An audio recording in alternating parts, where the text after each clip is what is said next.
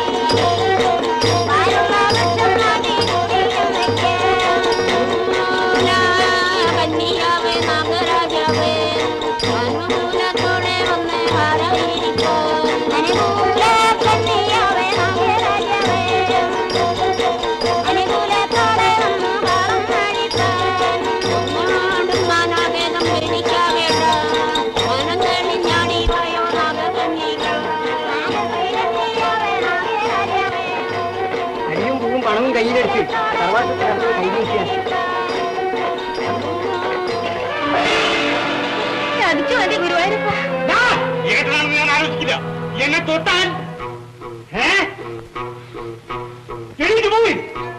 എന്നോട് പറയാൻ ഇവിടെ തുണി നടക്കുന്നത് എനിക്കൊന്ന് കാണും.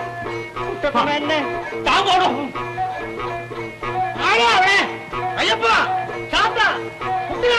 കണം തീറ്റാലും കണ്ടില്ല. ഇവനെ പിടിച്ച് പുറത്താക്കാൻ ആളില്ല ഇവിടെ. ആണുങ്ങളുണ്ടെങ്കിൽ വന്നോളി. വന്നോന്റെ ശവം വീഴും. ഞാൻ വിളിച്ചാലും വരാൻ ആളുകളുണ്ടെന്ന് മനസ്സിലാക്കിക്കൊള്ളി. ഞാനാ പറയണേ, ഇവൻ അടുത്ത് പുറത്താക്കി. വലിയ മക്കളൊന്നും വേണ്ട കുഞ്ഞികൃഷ്ണനെ, നിങ്ങൾക്ക് തന്നെയാണ് ചീത്തപ്പേര്.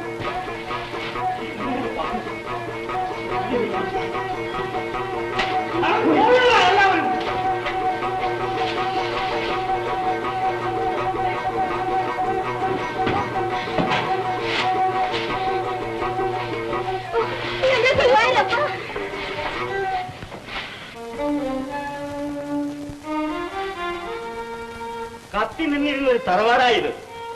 ഇതിങ്ങനെ പങ്കുവെക്കേണ്ടി വരാന്ന് വെച്ചാ ഞങ്ങളാ ചിലർക്ക് സങ്കടമുള്ള ഒരു കാര്യമാണ്. അതൊന്നും ഇനി പറഞ്ഞിട്ട് കാര്യമില്ല. കാര്യം എങ്ങനെ വെച്ചാ ഒക്കെ പങ്കുവെച്ചോളെ. എനിക്ക് 2 ഓഹരി കിട്ടണം. കാരണവർക്ക് 2 ഓഹരി സ്വത്ത് പണ്ടത്തെ കാലം. അതിപ്പോ നടക്കില്ല. ഞാൻ സമ്മതിക്കില്ല. അധികാരി കേൾക്കാനാണ് ഞാൻ പറയുന്നത്. അധികാരി കേൾക്കാനാണ് ഞാൻ പറയണേ. ആർക്കും വേണ്ടാതെ കിടന്ന സ്ഥലം നികത്തിയെടുത്ത് തെങ്ങും തോട്ടാക്കിയത് ഞാനാ. തറവാട്ട് സ്വത്തിൽ ആദായം എടുത്ത് വസ്തു വാങ്ങി സ്വകാര്യ സ്വത്താക്കിയാൽ ഞങ്ങൾക്ക് കുറച്ച് ഛേദം. കുട്ടികളാരാ അവിടെ? മാധവിയോടൊന്ന് വരാൻ പറ.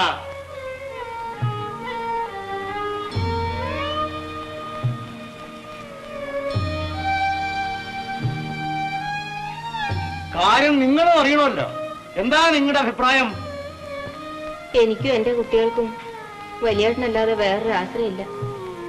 കുട്ടികളുടെ അച്ഛൻ മരിച്ചു ഞങ്ങളിവിടെ വന്നതിന് ശേഷം വലിയേട്ടൻ തന്നെയല്ലേ അവരെ വളർത്തിയതും കാര്യങ്ങൾ നോക്കിയതും. എന്ന് പറഞ്ഞതുകൊണ്ടായില്ല. എല്ലാ ഭാരവും ചുമന്ന് എനിക്ക് മതിയായി.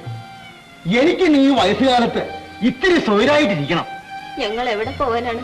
ഇന്ന് ഇവൻ എന്റെ മുഖത്ത് നോക്കി ഭാഗം ചോദിച്ചു, നാളെ നിങ്ങളും. എല്ലാം തനി.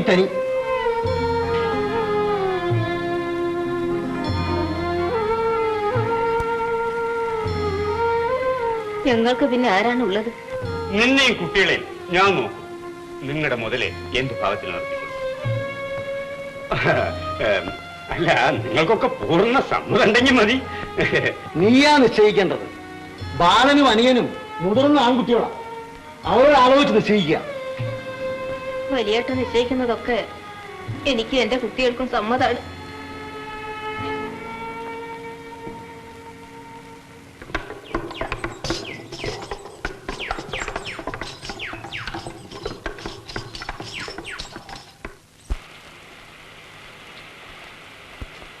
അമ്മേ,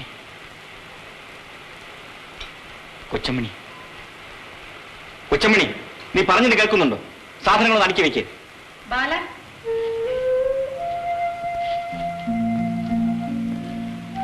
നീ എന്തമ്മായി?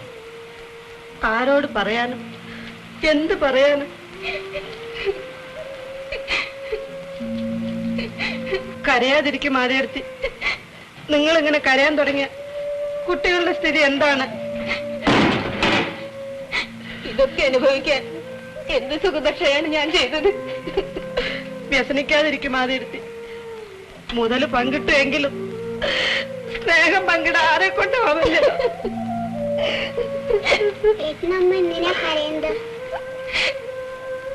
ഏട്ടന്റെ അമ്മ പോവാണ് മോളെ. ബാലേട്ടന് അമ്മ ചേച്ചൊക്കെ പോവാണോ? കുന്നിന്റെ ചെരുവിലാ ചെറിയ വീടില്ലേ, അതിലേക്ക് താമസം മാറ്റാണ്. അല്ലാതെ എങ്ങും പോണില്ല മോളെ. ഇവിടെ സ്ഥാപിച്ചാൽ എന്താ? മുത്തശ്ശൻ ചീത്ത പറഞ്ഞിട്ടാ?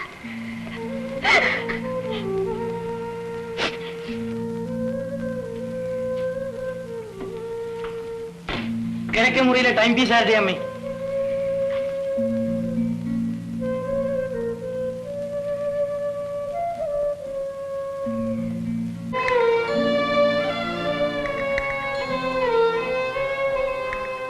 യാത്ര പറയുന്നില്ല. വേണ്ട, പോകുന്നവരെ യാത്ര പറയാറുള്ളൂ. ഇവിടെ ആരും പോകുന്നില്ലല്ലോ.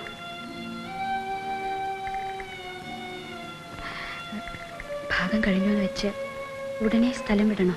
ഭാഗപത്രത്തിൽ ഒപ്പിട്ട നിമിഷം മുതൽ ഈ വീട് ഞങ്ങളുടേതല്ലാതായി. നിങ്ങൾ ആരും വലിയമ്മാവനടക്കം തടസ്സം പറഞ്ഞിട്ടല്ല. എങ്കിലും ഇതൊരിക്കൽ വേണ്ടിവരും. അപ്പോ പിന്നെ ഇപ്പൊ തന്നെ ആയാലെന്താ?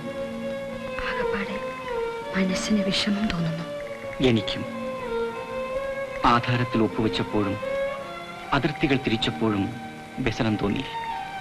പക്ഷേ ഇവിടെ നിറങ്ങുന്ന സമയം അടുക്കും തോറും മനസ്സിൽ എന്തൊക്കെയോ തോന്നുന്നു. തകർച്ചകൾ തുടങ്ങുകയാണെന്നൊരു ഭയം.